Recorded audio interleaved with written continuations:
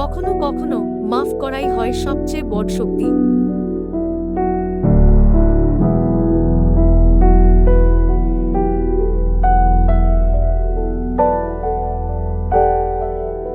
এক বৃদ্ধ চাষী প্রতিদিন সকালে নামাজ পড়ে আল্লাহর নাম নিয়ে কাজে যেতেন।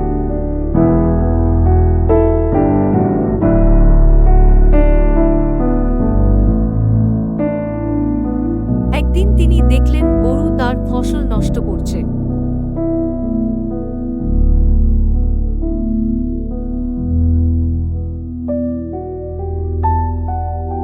চাষী শান্তভাবে অনুরোধ করেন, কিন্তু প্রতিবেশী রেগে বলেন, আবার বললে খারাপ হবে।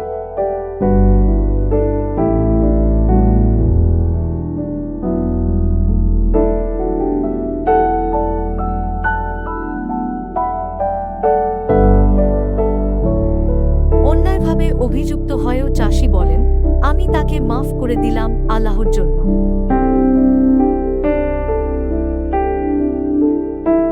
কিছুদিন পর সেই প্রতিবেশীর ছেলে গুরুতর অসুস্থ হয়।